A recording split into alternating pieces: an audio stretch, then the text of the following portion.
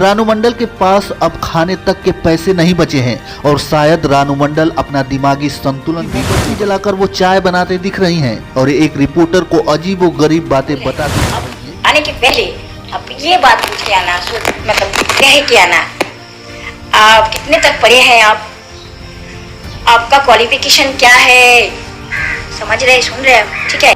स्वर कोकिला लता मंगेशकर का गाना गाकर रातों रात स्टार बनी रानू मंडल एक बार फिर से विवादों में है। उन विवादों से पर्दा हटाने से पहले हम आपको थोड़ा सा पीछे लिए चलते हैं, जब वो रेलवे स्टेशन पर भीख मांगा करती थी। दरअसल रानू मंडल का जन्म पश्चिम बंगाल के राना घाट में हुआ था। शादी के बाद रानू मंडल अपने पति के साथ मुंबई चली गई, लेकिन कुछ ही दिन बाद रानू मंडल के पति की मौत हो गई और रानू मंडल रोटी, कपड़ों और मकान के जद्दोजहद में एक बार फिर से अपने गांव राना घाट आ गई।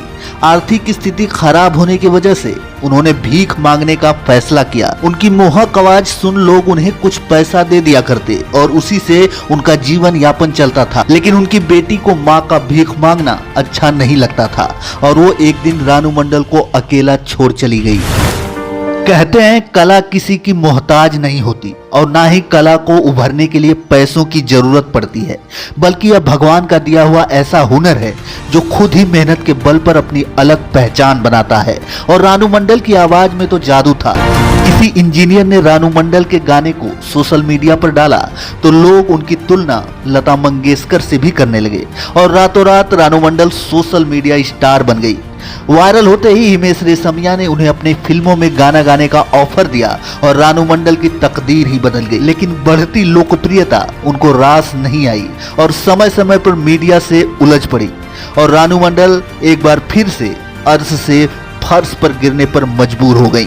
लेकिन अब वो फिर से भीख मांगने पर मजबूर हैं।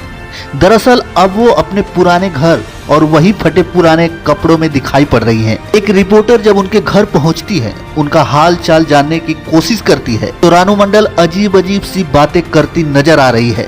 रानू मंडल के पास अब खाने तक के पैसे नहीं बचे हैं और शायद रानू मंडल अपना दिमागी संतुलन भी खो बैठी हैं, क्योंकि मोमबत्ती जलाकर वो चाय बनाते दिख रही हैं और एक रिपोर्टर को अजीब व गरीब बातें बताती दिख रही हैं। लेकिन सवाल तो ये है कि जब उनके पास पैसा था तो लोगों से घिरी रहने वाली रानू मंडल के पास आज कोई क्यों नहीं है।